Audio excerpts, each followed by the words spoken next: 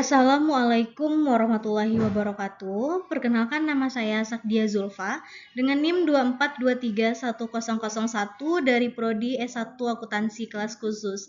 Di sini saya akan menjelaskan sebuah artikel untuk memenuhi tugas 7 seminar akuntansi keuangan dengan judul Dampak Aturan Akuntansi Terhadap Sumber Daya Bank Islam Yordania.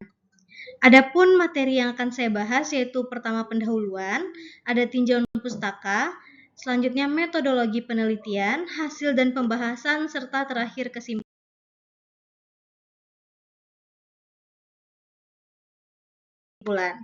Yang pertama, pendahuluan. Standar akuntansi merupakan suatu aturan untuk menunjukkan nilai akuntansi operasi dalam jumlah yang tepat, waktu yang tepat, dan item akuntansi yang tepat dalam tabel keuangan organisasi. Standar akuntansi menjadi aturan untuk menunjukkan nilai aset, liabilitas, ekuitas, penjualan, biaya, dan laba bersih setelah pajak suatu organisasi. Ketika standar dan kebijakan akuntansi berbeda antara pemerintah, organisasi internasional, dan organisasi syariah, akan terjadi perbedaan. Lalu, beberapa bank Islam menerapkan standar laporan keuangan internasional atau IFRS karena sesuai dengan cara akuntansi dan cara evaluasi unit mereka di seluruh dunia seperti di Eropa dan Kuwait. Tetapi, negara-negara seperti Bahrain menerapkan organisasi akuntansi dan audit untuk lembaga keuangan Islam yang menerapkan IFRS dan menambahkan standar akuntansi zakat. Beberapa negara menerapkan standar akuntansi lokalnya sebagai hukum yang didasarkan pada tujuan pemerintah. Ada masalah dalam memilih data akun berdasarkan sumber dayanya dan masalah dalam mengubah sumber daya ini. Standar data akuntansi dapat berubah dari tahun ke tahun. Tidak ada standar yang membatasi perusahaan pemerintah, perusahaan internasional maupun perusahaan lokal. Selanjutnya, tinjauan pustaka. Menurut Rahal, pada tahun 2009 telah membandingkan standar audit internasional dengan standar audit Islam. Ia menemukan bahwa standar Islam bersifat umum dan tidak diklasifikasikan dalam kelompok atau mencakup semua aspek audit, sehingga audit menjadi lemah dan standar Islam harus mencakup semua aspek audit. Lalu, pada tahun 2012, Atmeh dan Serdane juga mencoba menunjukkan pengaruh tingkat penyusutan yang berbeda dalam kontrak ijarah Montahiyah Bitamlik antara AAOIV yaitu dan secara teoritis dipelajari untuk menunjukkan tingkat sewa yang berbeda untuk mentransfer aset sewa kepada lease.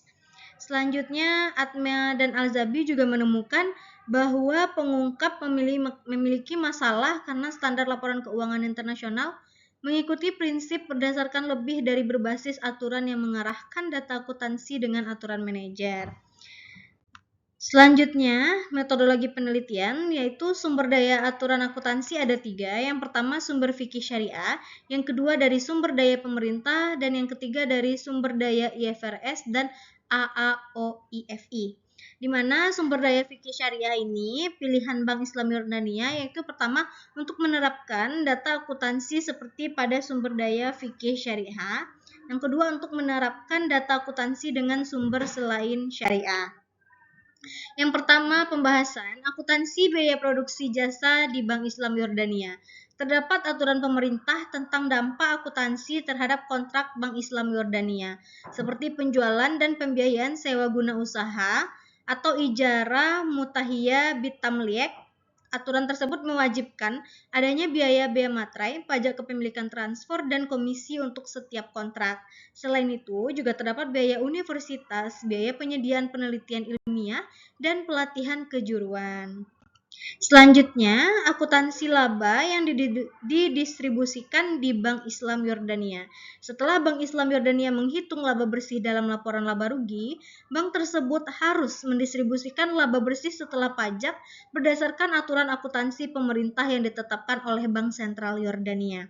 Aturan ini berfokus pada pajak dan cadangan. Pajak dan cadangan akan diperoleh sebagian setelah hitung laba bersih rekening investasi bersama, dengan pajak 35% hingga 40%, dan Anda akan mendapatkan 10-15% sebagai penyisihan untuk menutupi risiko rekening investasi bersama.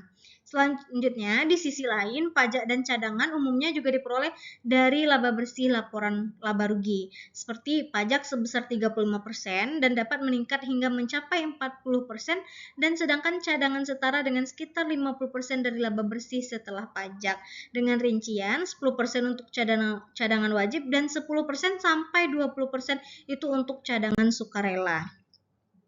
Selanjutnya, dampak-dampak faktor aturan Islam terhadap akuntansi bank Islam terbagi atas dua. Yang pertama, jenis pertama itu menerapkan layanan yang sama seperti di bank konvensional karena kontrak, prosedur, dan langkah-langkahnya telah diterima oleh fikih syariah seperti layanan transfer mata uang lokal. Layanan ini bergantung pada pekerjaan transfer mata uang lokal dari satu tempat ke tempat lain dan mendapatkan komisi tetap. Yang kedua, menerapkan layanan yang berbeda dari bank tradisional karena akad, prosedur, dan langkah-langkahnya tidak diterima oleh fikih syariah, sebagaimana pembagiannya dalam mudharabah dan musyarakah. Hasil pembagian harus dibagi kepada para pemegang saham berdasarkan persentase keuntungan yang telah disepakati pada saat penandatanganan akad bagi hasil. Selanjutnya, perbandingan jenis pembagian antara bank Islam dan bank konvensional. Yang pertama yaitu berbagi tradisional. Jenisnya tergantung pada bunga pinjaman sebagai pengembaliannya, menambahkan berbagi berdasarkan pilihan saham dan obligasi dengan bunga, portofolio, kotak investasi, saham biasa, obsesi, penggabungan, kasus permanen di perusahaan, kasus pembatasan pembagian saham untuk jangka pendek, dan aliansi. Itu boleh memiliki saham di bank Islam sebagai pemegang saham modal. Lalu untuk berbagi di bank Islam, jenis-jenisnya meliputi saham biasa, obsesi, merger, kasus permanen di perusahaan, dan kasus limit sharing untuk jangka pendek, dan pembagian obligasi tanpa bunga, suku, pengurangan pembagian dalam portofolio proyek, kotak investasi, dan aliansi. Itu tergantung pada imbal hasil tanpa bunga dan tidak dapat dibagi dalam model berbagi tradisional. Selanjutnya, kesimpulan yang terakhir, terdapat pilihan bagi manajer untuk menggunakan kebijakan akuntansi. Manajemen Bank Islam Yordania memiliki pilihan untuk menggunakan aset berdasarkan harga pasar agar sesuai dengan hukum dan syariah, di samping memberikan standar yang tetap agar tidak terjadi masalah peralihan standar oleh sumber-sumber selain syariah.